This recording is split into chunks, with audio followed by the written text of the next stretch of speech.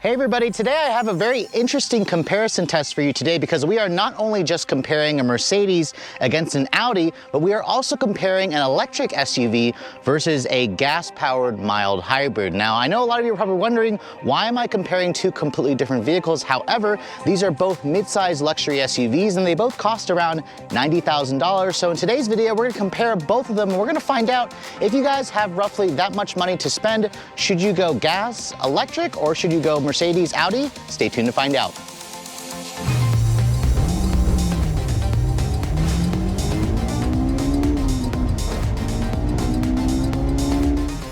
Now, when it comes to exterior design, you really can't go wrong with either the Mercedes or the Audi. Styling is always going to be subjective. And in terms of the GLE class and the Audi Q8, both of these SUVs represent the company's mid-size offerings. Now, they technically started out life completely different. This car traces its lineage back to the Mercedes-Benz M class all the way back in 1997, while this car has been around since 2018. It got a big refresh. In fact, both of these cars got a big styling refresh for 2024, but this also included a new Q8 name to show where it fits in the Audi electric hierarchy. Now, in terms of the exterior styling, let me briefly go over some details that you should probably notice. Obviously, the Audi has the signature Audi single frame grille. This model here has the black optics package, so it includes the blacked out portions. You have a new illuminated grille at the front where there's this LED light bar. It's got the new two-dimensional Audi logo at the front. And then this car also has the company's signature digital matrix full LED headlights. These are in LED low and high beams. They also swivel. They project projections and shapes and designs onto the road. That's part of, again, their digital LEDs. You have a sequential LED daytime or turn signal, LED daytime running lights, some functional vents here. In fact, for an EV, this car actually has functional vents in the grille, which I wasn't expecting, although they technically have some active grille shutters in here, so they can close and open those vents depending on the cooling needs to improve the aerodynamics. Audi says this car has a 0.29 coefficient of drag. It technically got a more slippery design for 2024. Now, in contrast, the Mercedes GLE, this body style has been out since 2020, and it got a styling refresh this year that includes new headlights, new hood, new front fascia, new grille, etc. This one here is the GLE 450, which means we have an inline six under the hood. It's a mild hybrid. Every powertrain of the GLE this year is now electrified in some form. Technically, if I was going to be comparing these two right, this car would be the EQE. However, they are essentially the same price, and some of you may not like the look of the EQE, so I thought, why not? I have both of these cars together. You can see the Mercedes. This model here has the AMG line exterior styling package, so it includes a unique front fascia. It also has the AMG night package, which also blacks out some of the chrome. You have the multi-beam LED headlights, which also projects a design onto the road. They're also swiveling and adaptive. They're LED low and high beams, although unlike the Audi, this car does not have sequential LEDs, but it's got these interesting 4-point LED daytime running lights, along with some functional openings here, and then some grille shutters. Overall, let me know in the comment section below which car you think actually looks better. For me personally, I'd probably say that the Audi has the more attractive front end. Now, from the side profile here, you're going to be able to really tell that these two vehicles are roughly the same size dimensionally, because like I said earlier, these are both mid-size luxury SUVs. Obviously, Audi and Mercedes both offer larger SUVs, but this is technically kind of the right size for a lot of Americans. Now, let me start, of course, with the Mercedes. Now, this vehicle is the squared off design. Mercedes also offers a coupe-like version, same thing like the Audi, which they call a Sportback. They just call it a coupe for the Mercedes, but at 194.5 inches long, this is about an inch longer versus the Audi. It also has a 2-inch longer wheelbase at around 117.3 inches long. In terms of the height, however, the Mercedes is around 4 to 5 inches taller in height and about 1.5 inches wider in the width. So if you guys are looking for a bigger vehicle with more space on the inside, you're going to obviously find that with the GLE. It also has a more traditional look to the roof rails. You can actually, put some things up there that's a little bit heavier because of the stronger design of the roof rails. The mirrors here are black paint because of the night package. They're electrically folding. And then this car also comes with an air suspension, which is optional. It's part of an $1,800 package. My tester here with the AMG line package also includes these 20-inch twin 5-spoke wheels wrapped in a 275 by 50 R20-inch tire. This is actually a small wheel for this car. Mercedes, if you can believe it, actually offers a 22-inch wheel, which will really make the sidewalls a lot thinner, but it's going to also affect the ride quality. Brakes are also massive, 14.5-inch rotors clamped down by double piston calipers. They're also slotted. Overall, you can tell this vehicle has a more traditional kind of rugged, boxier design to it. I also love how fat the tires are, and it's also going to give you actual off-road capability if you guys are looking for that. Again, because remember, they offer an off-road package. Now, in contrast, the Audi is around 193.5 inches long. Its wheelbase is around 115.5 inches long, but you can clearly see from this angle how much lower the Audi is. This almost looks like a wagon compared to the SUV shape of the Mercedes, and it is going to translate into a smaller feeling vehicle when you're driving this car out on the road. Its width, however, is narrower, and it's not as tall, so it's not going to have as much interior space as the Mercedes. That's something to keep in mind. Now, in terms of the wheels, you can see my tester here is the Prestige trim. It has a 21-inch wheel, which have a more aerodynamic shape. I much prefer the look of the wheels on the Mercedes, but this is going to obviously give us the better range. It's riding on a 265 by 45 width tire. So this is a narrower, or it's a skinnier tire, which means the ride quality isn't as good, but you do still get an air suspension on the Audi. It's adjustable adaptive damper air suspension. Both of these vehicles, however, do not have four-wheel steering. Mercedes does offer it on the electric EQE, but not on the GLE class that I'm showing you here. The charge port door for the Audi is right here. It is power opening and closing. At a max, this vehicle will accept up to 170 kilowatts, which means you can go from 10 to 80% on a fast charger in roughly 31 minutes. Now, from the rear, you can really see just how much taller and wider the GLE class is compared to the Audi Q8. Remember, Audi does have a gas-powered Q8, which would compare a little more favorably with this model, or if I had the egg-shaped EQE, it also would compare a little bit better in terms of the shape. But regardless, the exterior of both of these two vehicles from the back also got some changes this year. You can see the GLE's taillights are very subtly tweaked compared to the refreshed model. There's a lot of badging back here to show that you have the GLE 450. 4MATIC is Mercedes' term for all-wheel drive, which is standard across the board. The AMG line exterior package includes the dual chrome exhaust tips, which look good. I'm surprised, however, considering this has the black night package, it didn't kind of black out the exhaust or black out this. I suspect you can add that as part of a dealer accessory, or the AMG actual models will black out all of that chrome. You can see the turn signal and the taillights are full LED. However, it's not a sequential LED, which you're going to find on the Audi, which I think just kind of gives it an even more premium look to it. Again, this car looks more like a station wagon that's a little bit tall versus an actual SUV. I like the full-length LED light bar back here. The taillight design has been slightly tweaked versus the old e-tron SUV. There's just one little subtle Q8 badge back here.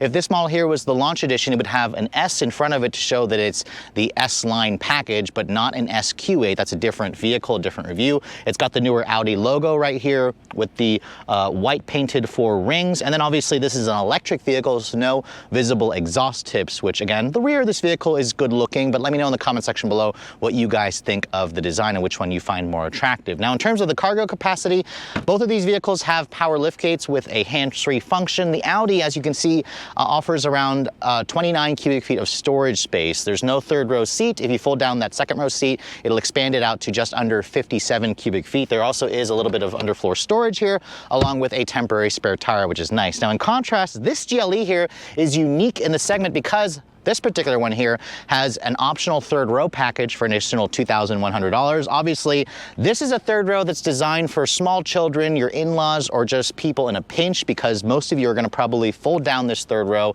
It doesn't really have that much space for actual adults. With the third row seat up, you can see it does eat into the cargo capacity. I don't have official figures with this seat up, but when you fold down the third row here, which you can do just manually by pushing that, I can't right now because the second row has to move forward to make room for it to fold flat. Mercedes says around 34 cubic feet, so about 5 cubic feet more versus the Audi. However, if you fold down the second row and the third row, this vehicle offers just under 75 cubic feet of space, which is about 20 more cubic feet versus the Audi, and that's because, again, of the taller roof, the longer vehicle, and just the more spacious cabin. So let's move on to the interior of both of these mid-size luxury SUVs. Let me first start in the Mercedes because I particularly like this color combination more. However, if you guys are thinking which one has more luxury equipment, you'll be surprised to see they're both pretty darn similar. Now here in the Mercedes-Benz GLE, you can see the blue exterior, the twilight blue, is complemented by this really nice macchiato beige leather interior with a two-tone look. This is the upgraded leather that you get from Mercedes for like an extra $2,600. The wood that you see is real burl walnut wood with a matte finish, and the tech in this vehicle, you can see the two 12-inch displays combined together to create a 25-inch basically piece of glass, which looks really great. It still looks great today, even though this has been on the market for a little bit.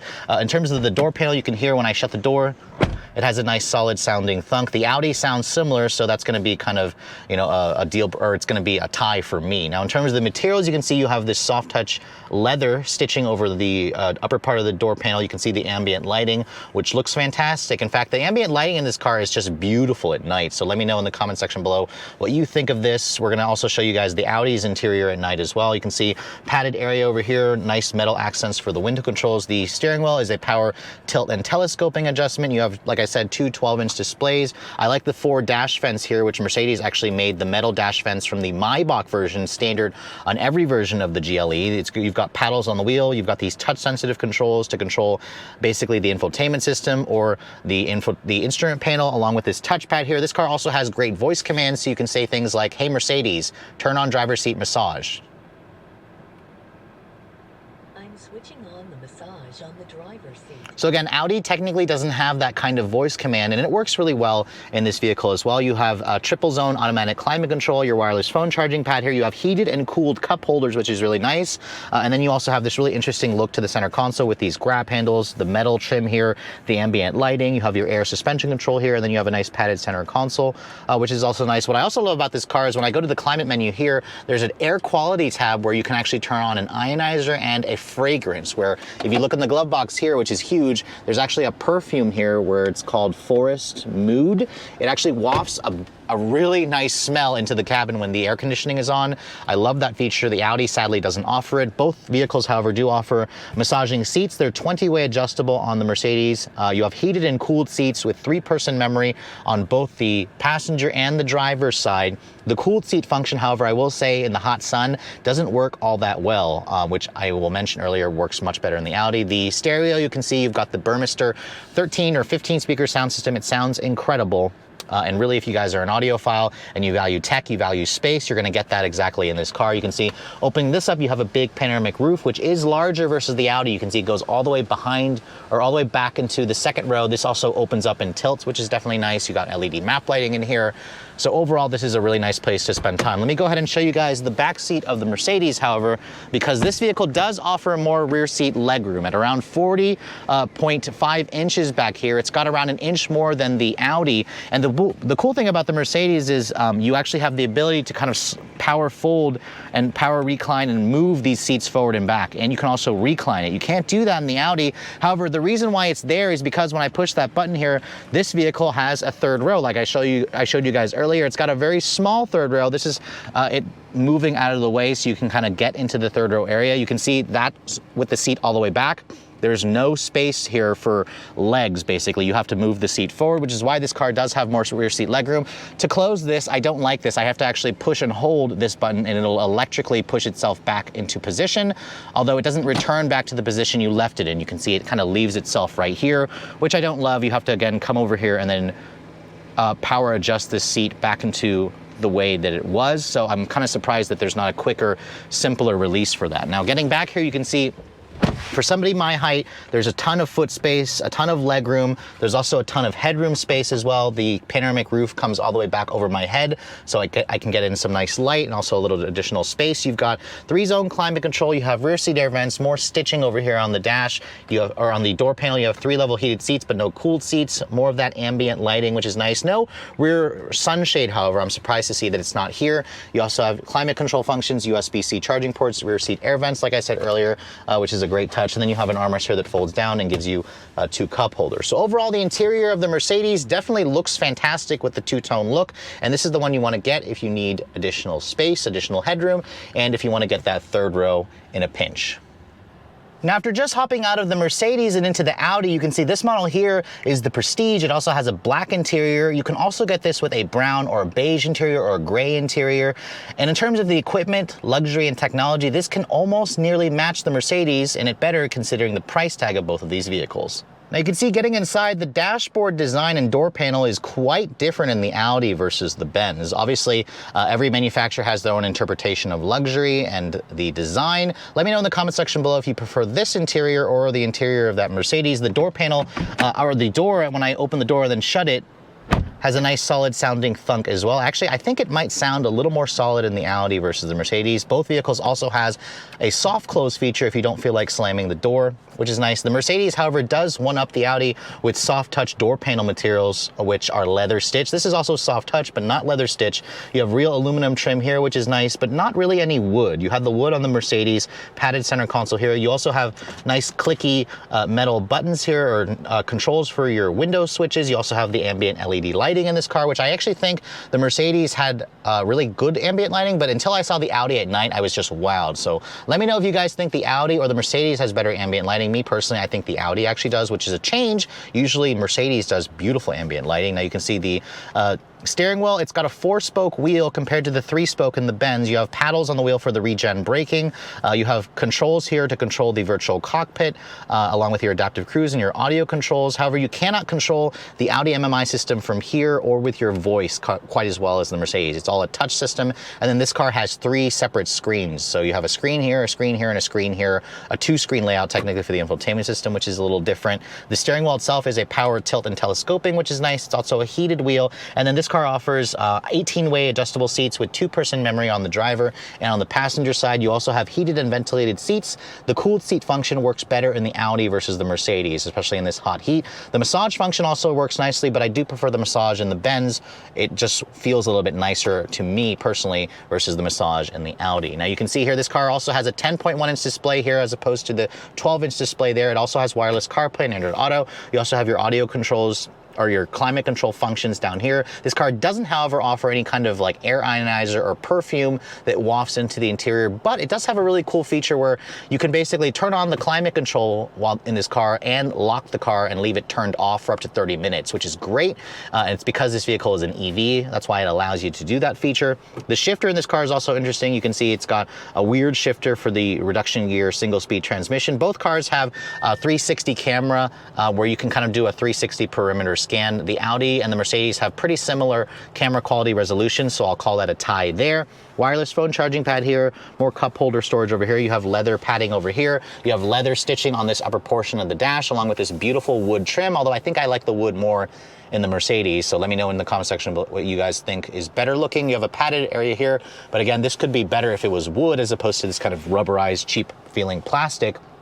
And then the seats, I do think the Benz has slightly more comfortable seats versus the Audi, but again, try them out yourself to see if you like them. The glove compartment, you can see it's bigger in this car, but again, it's got no air fragrance system, if that's important to you. Above me here, you can see panoramic sunroof, but it's not quite as big as the one in the Benz. It goes into the second row, but not over their heads, so this won't let in quite as much light versus the Mercedes, but the seats, like I said earlier, the leather feels high quality. This is the upgraded leather interior. The Bang & Olufsen stereo also sounds great, although I do think the Burmester has it one-upped a little bit, although again, if you guys are a real finicky audiophile, you may not be able to tell the difference, or if you're not a finicky audiophile. But let me go ahead and hop into the back seat, because this car's back seat also is pretty spacious. However, you do give up about an inch of legroom compared to the Mercedes at around 39.5 inches back here. These seats also don't recline, they don't slide forward, they do just fold down. And in terms of the materials, you can see it's a soft touch injection molded plastic. The Audi does have these rear manual sunshades, which is nice, more ambient lighting. As I get back here, you can see the space definitely feels a little bit more cramped. Now, it's not cramped unusable, but you definitely can feel the Benz has a lot more space. In terms of the headroom space, it's not quite as good as the Mercedes, so again, kind of keep that in mind. And then you have rear seat air vents, 4-zone climate control back here, which the car decided to shut itself off, but I can show you really quick. If I tap this button here, that will turn the climate control back on.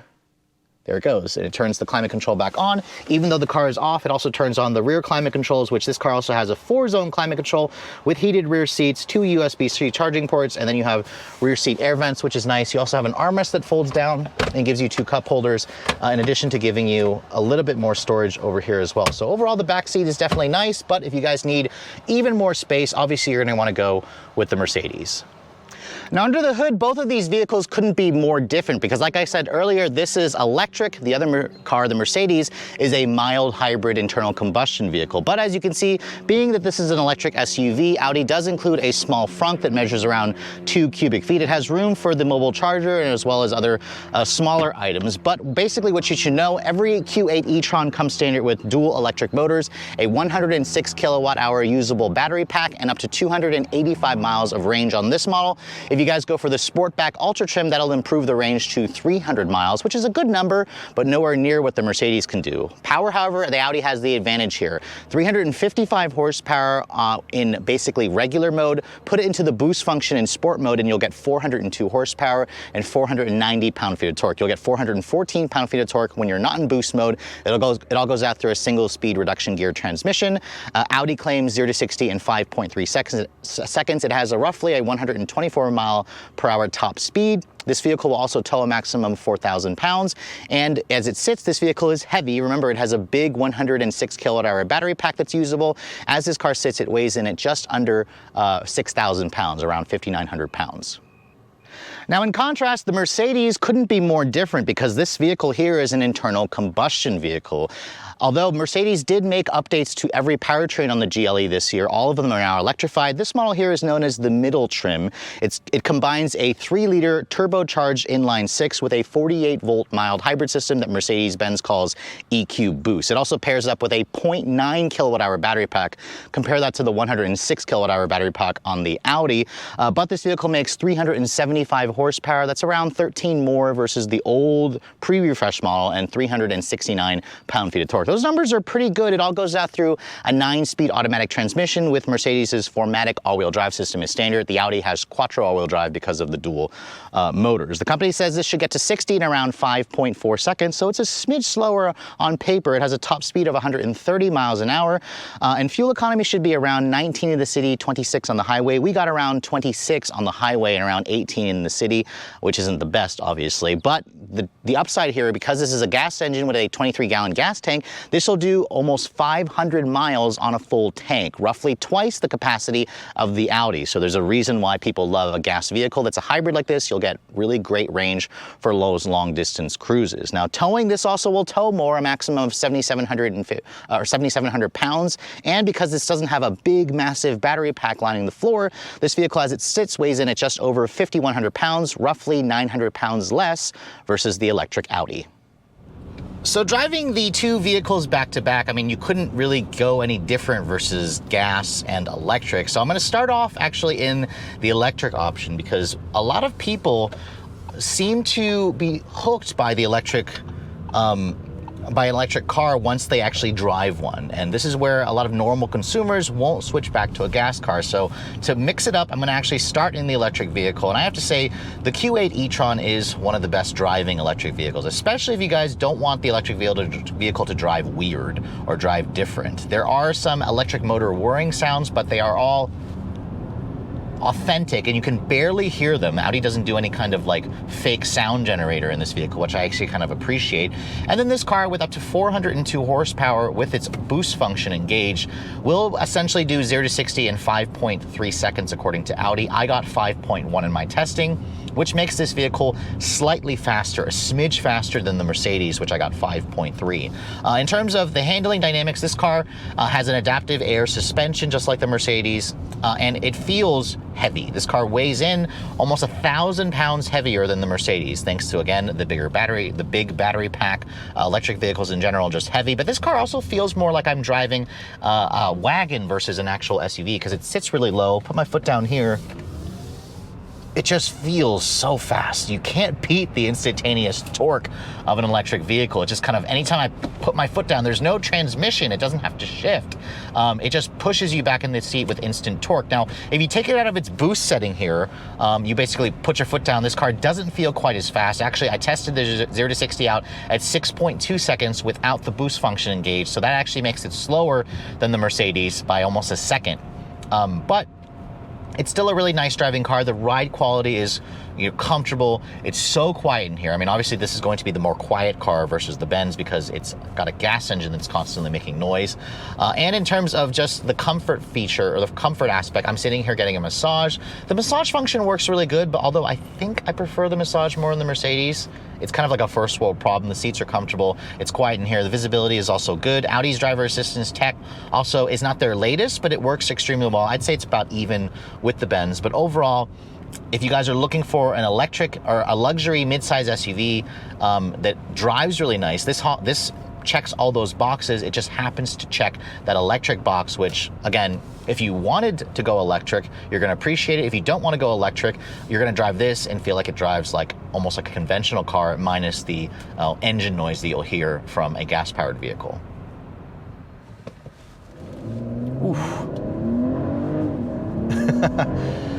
So as quick as the Audi Q8 e-tron is, it is an electric vehicle. I have to say, the good old internal combustion engine won't go down without a fight because this turbocharged inline-six, which is also electrically assisted by a mild hybrid system, does a really great job at just shoving you back in the seat. Remember, the GLE also has around 800 to 900 pounds less weight to lug around. Although I will say that driving this car back to back with the Audi Q8, this car feels bigger because it is a little bit longer. It's a lot taller. It has a longer wheelbase. It feels like I'm driving more of an SUV. It gives you more of that SUV seating position that a lot of people like.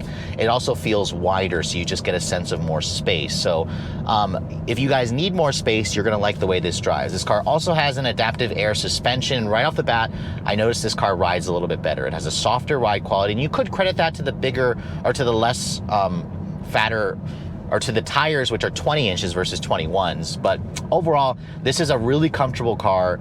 It rides really well. It feels like a luxury car. The only thing you're going to notice, obviously, is it has more noise courtesy of that engine. In terms of road noise and wind noise, this is just as hushed as the Audi. You just hear that inline-six, which some of you may argue is not a bad thing. It's a good sounding engine, and it's paired up with a 9-speed automatic, which is quick shifting by modern transmission standards. There are times where I notice the transmission can lag a little bit, but the electric motor does a good job of just kind of filling in the gaps where you're waiting for the turbo engine to kind of get on its full boost and its full boil. But essentially putting my foot down here, it actually will spin the rear axle out, unlike the Audi, and this car will get to 60 in about 5.3 seconds, which is a smidge, 2.2 seconds slower than the Audi Q8 e-tron. So obviously this keeps up with it despite the fact that it has significantly less torque versus the Audi, a little bit less horsepower. Now, let's go ahead and talk about the elephant in the room here, and that's the range, because this car, I took on a couple of road trips up to New York, will easily do 500 miles on a full tank of fuel. Now that is literally double the range of the Audi, which is again electric. Now Audi does offset that by giving you 2 years of free charging sessions at any Electrify America station around the world or around the US. That compared to gas with this vehicle. Now it requires premium. It has around a 22.5 gallon gas tank. Premium right now is around $4.40 a gallon in my area for 93 octane. I actually spent around $78 to fill this up with premium, which is a lot. Now it will give you again 450 to 500 miles of range. Now the Audi, if you charged at Electrify America station where you had to pay, would probably cost you around 20 to 25 bucks to charge from 10 to 80%. If you wanted to match the range of this, you'd have to do roughly 3 charging sessions, so that would cost you around $60. Still less expensive versus this car, but again, you won't have to pay that for the first 2 years with the Audi. If you charge the Audi at home, I can do it basically from empty to full at my home charger for around 10 bucks. Really cheap. That's one of the advantages of EV, is it is still cheaper than a gas vehicle to actually refuel or recharge, but you're gonna be doing it more often. And unless you have a home charger, it's not quite as convenient as gas. So my what I noticed this car on road trips, I prefer this. If you guys constantly do more road trips, you don't have access to a fast charger or a home charger, you're gonna want this vehicle, even though it's gonna cost a little bit more, it's just more convenient. I also found this car to have more comfortable seats. The massage function works better, in addition to the better ride quality. So this to me feels like the better car to drive, even though the Audi is still a nice driving vehicle, but driving the two back to back, you're gonna notice a feature like that. But really, if you're gonna come at it from a pragmatic perspective, the gas vehicle still makes sense. You will be spending a little bit more money. It's just the more convenient option if you guys don't have access to a home charger. However, if you do have access to a home charger, you don't really take very long road trips. The electric Audi at 250 miles of range is definitely going to make more sense. But overall, you know, driving a gas vehicle and an electric vehicle back to back was really enlightening to me. And I was surprised actually by the outcome. There is still definitely a place for an internal combustion vehicle because we just quite aren't there yet in terms of the, you know, availability and the infrastructure and the convenience of it. Gas vehicles in that regard still very much make a lot of sense. So what started out as a rather strange comparison test for me actually evolved to be something of an enlightening one because I had a chance to drive, again, two mid-size luxury SUVs, one an internal combustion mild hybrid and then one a fully electric vehicle, and they both cost around the same price. As you guys know, a GLE 450 4MATIC starts at just under $70,000. This car here for the base version starts at just under $75,000. This car here with a lot of options. This has a ton of options, stickers for just over $94,000, while the Audi over there, well, that's around $89,000. Before you say, why is the Mercedes so expensive? Well, it's because of options. Mercedes tends to make a lot of options a la carte, unlike Audi, which kind of throws it into a trim line package. If you remove the AMG line body styling package and the third row seat, it'll roughly drop the price by about $5,000 to $6,000, which would put it in the same price category as that Audi over there. So after spending time with both the gas-powered Mercedes GLE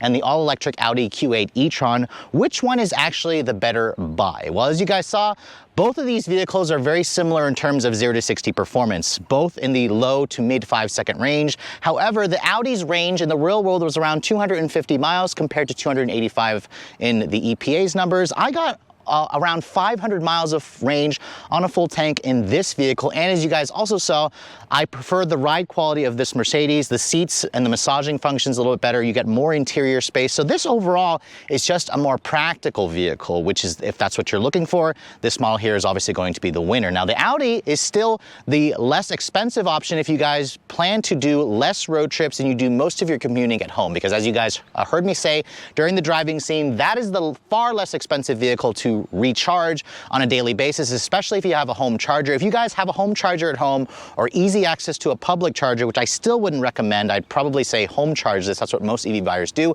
You're going to save a ton of money on refueling costs or recharging costs, because it only cost me about $10 to $12 to recharge that vehicle at home to get around 250 miles of range, versus this vehicle will easily cost around $70 to $80 to fill up for a full tank of premium. But again, it'll go twice the range as the Audi. But again, you still kind of get the convenience of a gas station here, because there's still far better infrastructure for a gas vehicle. So if I had to choose between these two vehicles, if it were my money and I plan to do more road trips, for example, I would easily go with the Mercedes, because this is just the better overall vehicle. I found it to be more comfortable, to ride better, to handle nicely. It also kind of gave me that SUV seating position that I preferred, and also just the added practicality and the luxury of this interior. The Audi, however, is still a great option, although this comparison would have been more closely matched if that was a Q8 gas-powered model as opposed to the e-tron. But for me, if you guys are, trying to decide between going gas or electric, it's going to be really dependent on your personal